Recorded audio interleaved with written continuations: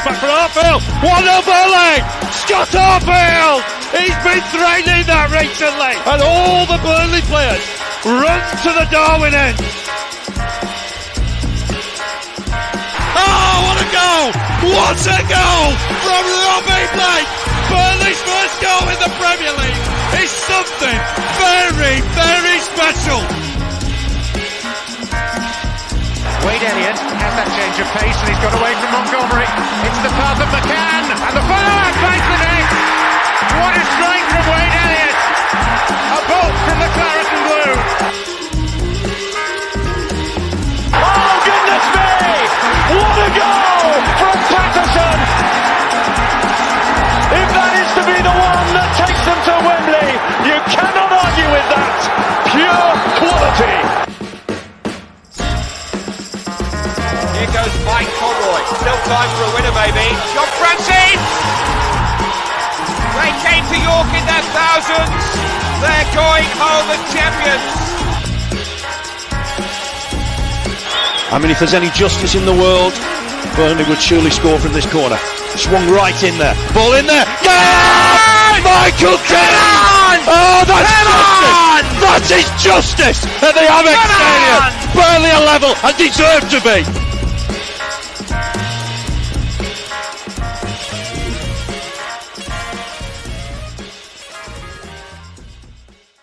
Hello everyone and welcome back to a brand new season of Turfcast. Obviously, I've had a couple of months off since the end of the season, and what a season it was as well. Fantastic. But obviously we move on. We're in the Premier League now. It's going to be a lot tougher than what it was last season. I know we fair to say a lot of us that was our favourite ever season following Burnley. It was mine anyway.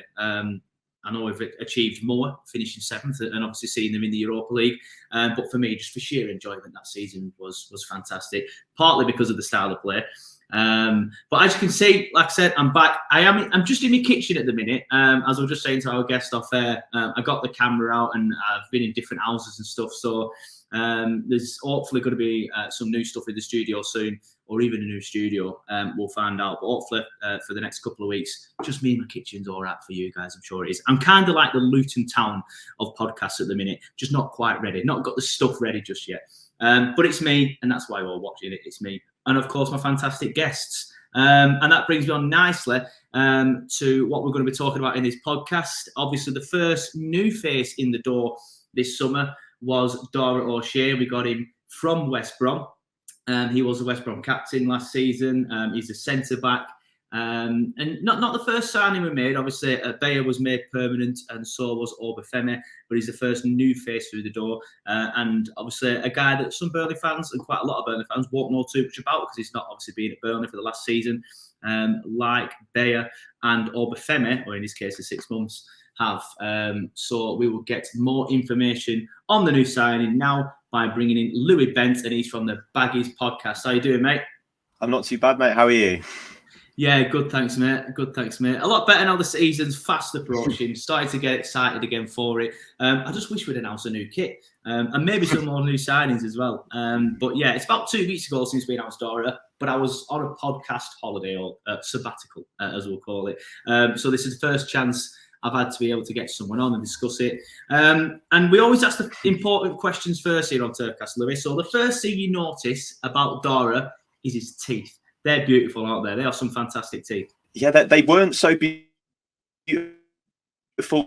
a few months ago. I think he might have had a trip to Turkey or somewhere like that to get those done, because he used to have these little sort of buck teeth at the front, but now he's got these brilliant veneers at the front. And I saw it on the little interview you did on your club channels, and I saw these brilliant veneers. I was like, oh my god, what's he had done there? But yeah, they're beautiful. They're beautiful now. They weren't so beautiful maybe when he broke through into the first team a couple of years ago.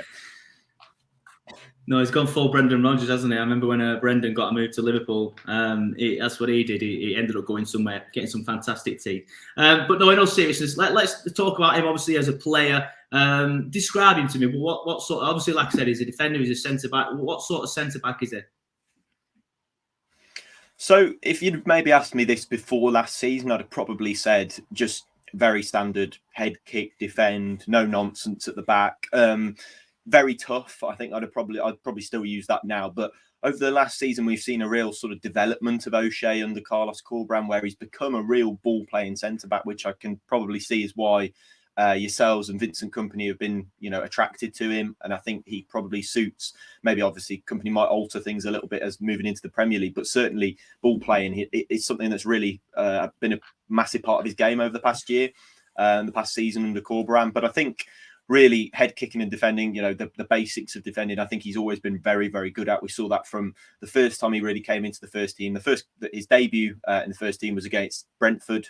He had to come on because I think it was Ajayi who got injured at half time under Slaven Bilic. This was a couple of seasons ago when we got promoted, and he had to come on and he marshalled Ollie Watkins, obviously playing in the Championship then, which was a massive task. I think it was the division's top scorer that year, and he was absolutely brilliant marshalling him for, I think it's about 45 minutes he played. He came on at half time, I believe. So yeah, we saw that from day one, and we've obviously seen his toughness, his sort of soldier-like nature at the back become really prominent, and obviously becoming a real leader at the back for Albion at such a young age as well. So yeah, I think that's always been a big thing for me with Dara. He's always been for defending first and foremost, but I think Corberán's really helped develop his game, and I have no doubts that the Kompany will obviously continue that development with in terms of playing out from the back. Yeah, I mean, you mentioned they're playing out from the back as well. That's obviously perfect for us. Like you said, we saw last season. That's how we're going to play it. Invite teams onto us and then try and break the lines. It's not just passing it out from the back in the way that we do that, though. You may have noticed last season, Jordan Bayer is fantastic at it. So with Taylor Howard-Bellis. It's a bit of a shame that Taylor's had to go back to Man City. But what they can do is they don't just pass it out from the back, but they will run past the strikers. If a striker's on running towards tackling, they'll just dribble it past them. It's fantastic, and then that's even better than passing out from the back. We've broken the lines, and then we've got more men ahead of them. Is that something he can do as well? Is he good at running out with the ball from the back? Yeah. So as you say there, he like what I've seen a couple of times is that he likes to sort of wait for the striker to kind of make that run towards him, and then he's very good at changing his direction. He's got a very good balance, very good agility. So he was really good at sort of just changing his direction very quickly, sort of doing a little, maybe like a dummy pass, and then just moving over to the other side and taking the ball away out the other side. So yeah, I say he's pretty good at that. And I think he's obviously, if that's something the Kompany's looking for, and that's probably something Kompany's seen in him, he's obviously very good at dummying and moving past strikers. And it's quite, so we had Johnny Evans from Manchester United a few years ago, and he was brilliant at doing it. And I think O'Shea really reminds me of that in the way that he's so good at sort of using a bit of slight direction changes and just putting the striker off, moving them one way and then taking the ball the other. So yeah, absolutely. I think moving the ball out from the back and carrying it, maybe I think he'd be very good at it, and he's shown that quite a few times for Albion. Yeah, happy days. Some glowing references there. Obviously, Albion captain, was it last season or had it been for a couple of seasons? Yeah, so he had it a little bit. So he had it at the start of this season. I think it was against Hull under Steve Bruce. He became the captain for the first time. I think that was simply due to personnel being missing. But then I think they saw maybe a little bit in him, and obviously all the time that Corberán's been in charge, and Jake Livermore, who's now been released, has not been on the pitch. He's been the captain. So yeah, I think that's definitely a this season thing. I think he was Carl Bartley was vice captain at the start of this season, but O'Shea has kind of taken that over him. So Jake Livermore's always been club captain for the past few seasons, but Bartley was vice captain. But we noticed towards the end of the season when Bartley came back from his injury that O'Shea still had the armband. So I thought that was quite interesting, that obviously he kind of took the captain's armband, obviously when Jake Livermore wasn't playing, which he wasn't at all really last season under Corberán. So yeah, this is quite a recent thing really last season, but I think he's definitely earned it. He's definitely sort of bided his time in terms of waiting for his opportunity. Not only last season he got a pretty bad injury which kept him out for a long period of time and meant that he didn't play very much at all. So I think that might have sort of helped bide his patience and keep him sort of keen to come back into the team and obviously claim that captain's armband, which I think we've all kind of seen in him from day one, a bit of a leader. He's always talking at the back, always sort of barking orders. So he's definitely, for such a young lad as well, he was very shy when he first came into the first team, but we've sort of really watched him grow and develop from being that sort of young lad at the back to being a real staple in the defence. Yeah, well, that was my next question then about how much of a leader he is. You obviously answered it there in terms of his barking orders and stuff. But is he a good organiser? Is he organising as well at the back? Would you say he's been the one that's been organising your defence for the last couple of seasons?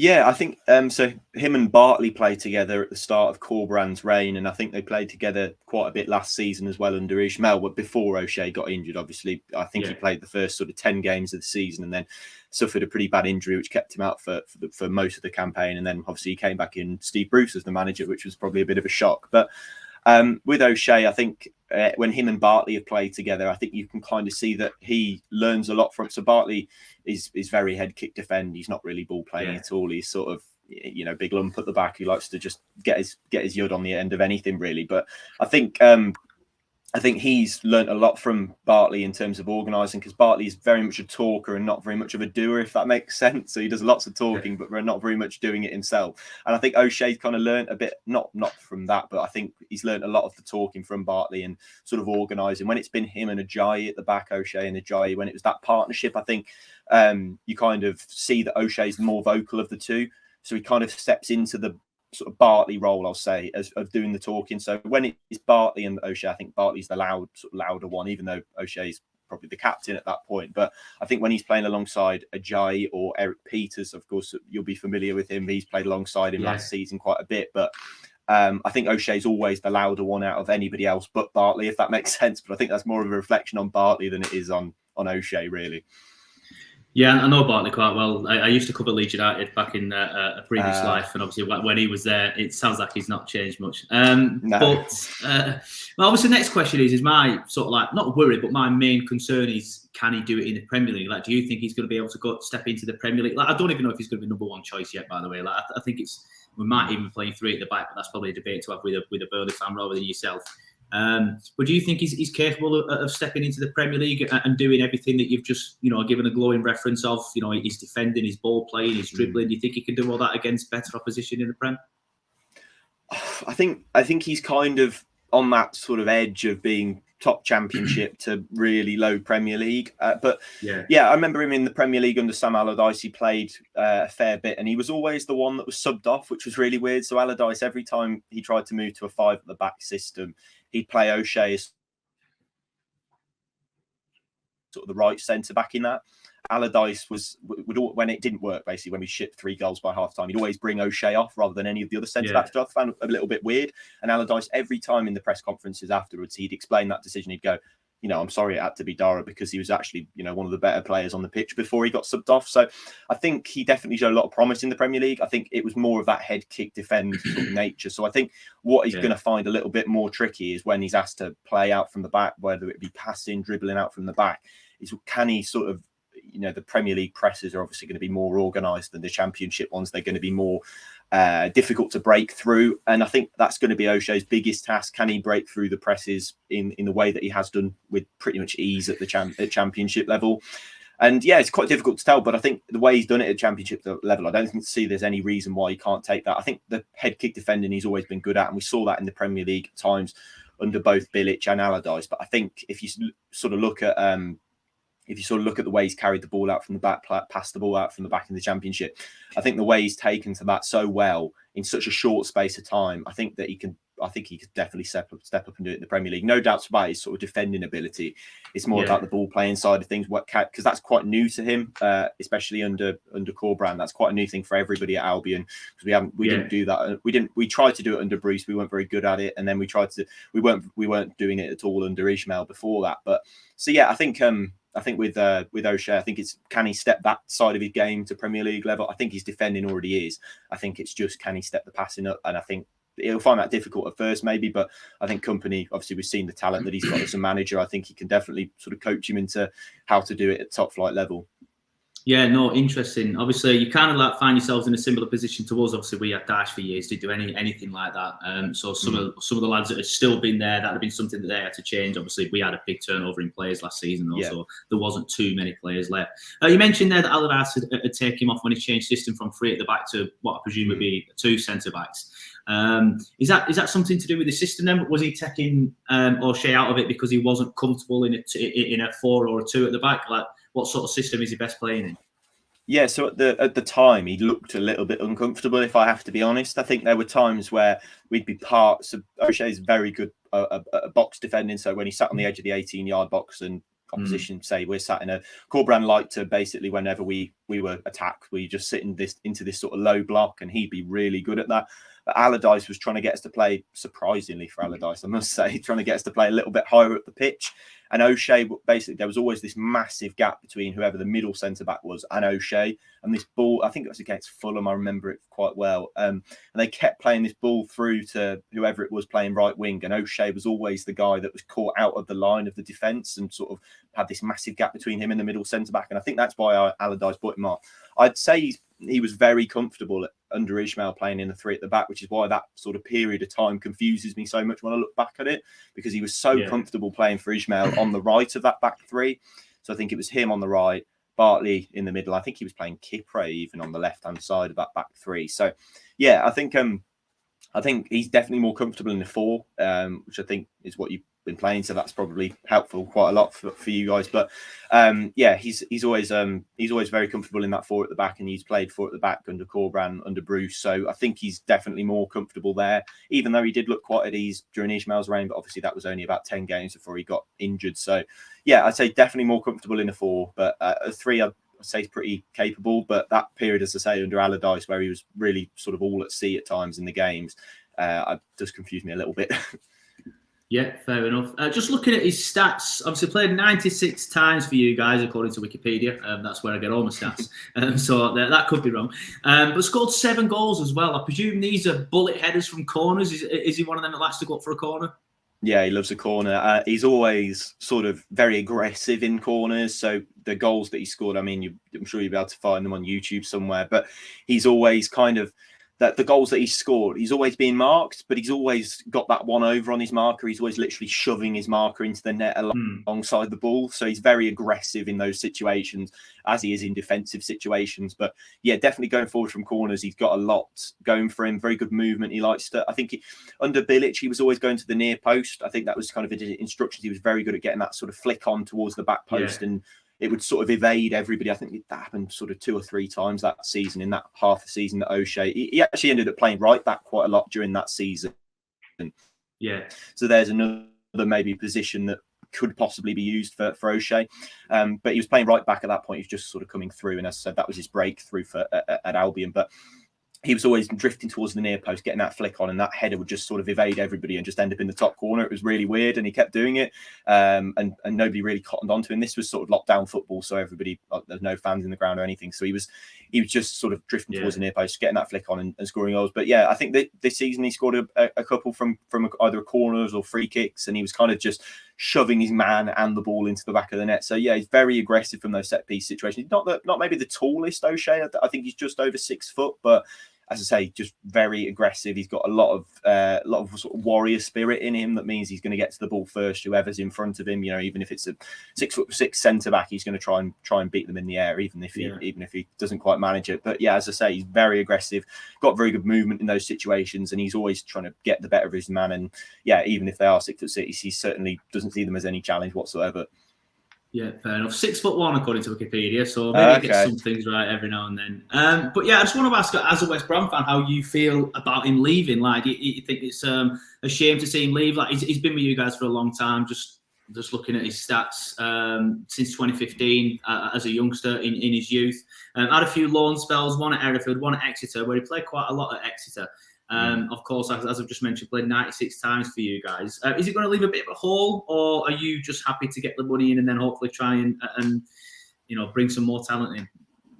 Yeah, it's sad to see him go, because, as I say, he was the best centre back last season by far. I think he's the most suited to Corberán's style of play, which last season towards the end was playing out from the back.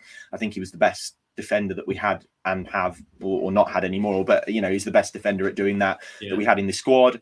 And as you say, he's been with us for ages. I think we picked him up as a sort of youngster from Ireland, and we brought him over, and he had that really good loan spell at Exeter where he was fantastic, and that was kind of the making of him to come through and develop in the first team, I think about a season later. So yeah, I think we'll miss him a lot. I think he's a player, a character as well, that we'd miss a lot around the dressing room, but also in terms of his ability, I think he's the best, as I say, at doing what Carlos Corberán wants to do, at playing out from the back. But yeah, I think he's a big hole. Obviously with our ownership at the moment, we probably need as much money first. I think getting a first sale through the door was probably the best way to kind of balance the books, if you get what I mean. So I think O'Shea going for whatever it was, 7 or 8 million, I think was probably the best thing for us to just get that money through the door, so we can try and build a little bit of a better squad for next season, a more balanced squad. Certainly, we're quite well covered in the centre back area. We've got Shemi Ajayi, Cedric Kipre, Carl Bartley.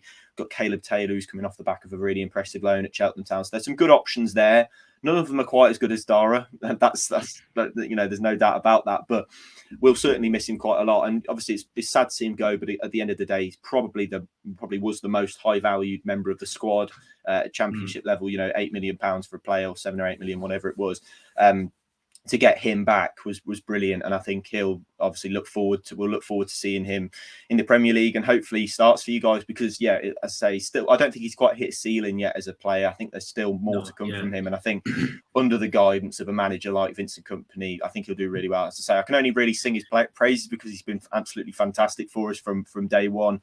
His application, and obviously coming back from 2 big injuries last season and the season before, I think it's just testament to his character, how well he's come back and sort of just taken to the matches so well. So yeah, we'll as I say, we'll miss him dearly, but we are well stacked at centre back, and I think that's one of the reasons, aside from the money and sort of balancing the books, is probably why we've let him go. But yeah, sad to see him go, but I'm sure he'll be absolutely brilliant for you guys.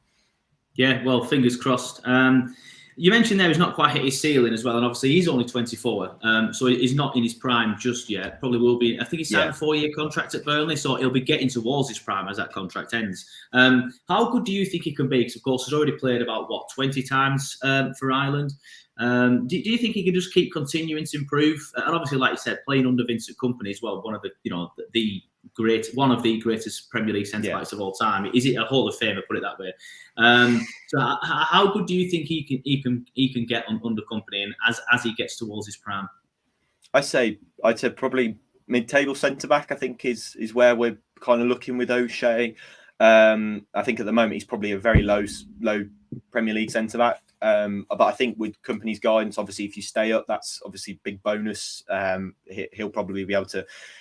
He'll probably have had a great season if you guys stay up and if he's been starting. So I think probably mid-table centre back, I think, is where we're looking with O'Shea in terms of potential in the Premier League. And as you say, under Kompany, you can only see him really flourishing. Obviously, Corberan's a fantastic coach, but obviously there's one of the greatest Premier League, as you say, one of the greatest Premier League centre backs of all time in Kompany coaching him. I think there's going to be a little bit more of a ceiling to O'Shea maybe than he would have had at Albion under Corberan. Obviously, Corberan's a fantastic coach, and I wouldn't ever badmouth him. But I think Kompany has been a centre back in his career, in his playing career. I think he's only going to have a positive effect on O'Shea in the way that he plays and the way. Obviously, Kompany's worked under some of the best coaches in the world, and especially Pep Guardiola in the way that they obviously playing out from the back. I think that's going to be. Obviously, I have my doubts about maybe whether O'Shea can move up a division in terms of that ball playing, but I think Kompany maybe. In hindsight, with Kompany holding his hand, maybe that's probably going to help him quite a lot. So I'd say probably mid-table Premier League, which I think is probably brilliant for you guys if he can step up to that level. Yep, fair enough. That's pretty much it then, mate, really. Thank you. There's been a lot of good chat there from you. It makes me quite excited to see Dara. Like I said, I'm not quite sure if he will be starting. It depends on who we bring in and whatnot. But of course, it is a Burnley podcast. So what I always like to do is like to round it off by asking sort of like questions about Burnley. You might not know too much about them. That's fair enough. I don't know too much about West Brom. But obviously, looking ahead to the new season and for what you saw from us last season, how do you think we're going to do in the Premier League? Are you thinking Burnley might struggle to stay up? Are you thinking they'll stay up quite comfortably? I think you'll stay up with relative ease. I'd say like a 15th or a 16th. Just not quite in that dogfight, but just above. I'd say you'll have 40 points. With a couple of weeks to go from the end of the season, I reckon. Yeah, happy days. I'll take that. There's a few Burnley fans getting carried away talking about top 10, but I'll take staying up with relative ease, definitely. Yeah. Just looking at the Prem, there's some weak sides in there. Bournemouth, Luton, Everton at the minute. I do worry for them, but they have got Sean Dyche, who is a legend in these parts. So I'll be interested to see what they do. But just before we do go, do you want to let everyone know where they can find you, where they can listen to your stuff, watch your stuff? Yeah, so we're on the Baggies podcast, basically wherever you get your podcasts, YouTube. We're also on Twitter, Instagram, Facebook. I think we're even on Threads now. So yeah, basically anywhere that you can get your podcasts, or just search the Baggies podcast. We're basically everywhere. We do a podcast every week on West Brom. Sadly, we won't be talking about Dara anymore, but yeah, basically wherever you get your podcast from, we'll be on there basically. But yeah, thanks so much for having me. No, it's been a pleasure, mate. And just a quick shout out, you can now follow Turfcast on Threads as well. I set up last week as well, so that's to get down with the times. It's hard work though, isn't it, mate? Because you put something up on Facebook, you're like, right, I'll put it on Twitter. Oh, you have to put it on Instagram. Oh, yeah. Then you now you got another one. And Threads, I put it on Threads. I've not used Threads properly yet. I just keep like putting random crap on there. I'm like, I have to keep it ticking along. Hopefully I'll get somebody else in to help. But yeah, we'll see. But mate, it's been a pleasure. It's been a good chat. Like I said, you're quite knowledgeable on Dara. You made him sound like a very, very good player who can do well for Burnley. Just fingers crossed for you. He plays quite a lot for us, but I'm not sure yet how that's going to be, because I think there's going to be a few more signings coming through the door this week, including Koulibaly, who's quite young, a lot younger than Dara, so I doubt if he came in ahead of him. But James Trafford as well, after his heroics on Saturday with the Under-21 Championships. But mate, thank you so much. It's been a pleasure. Good luck for next season. And if we sign any more of your lads, we'll see you later on in the year.